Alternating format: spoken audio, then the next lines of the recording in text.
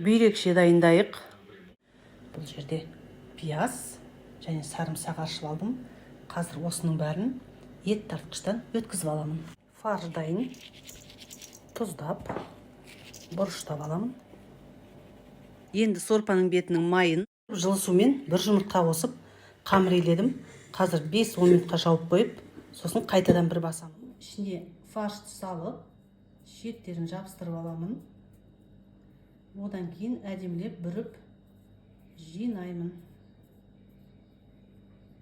Пирожкилардың көлемі қойдым. Біразы дайын болып қалды. Қазір арасын ашып, дәмін татып көрейін.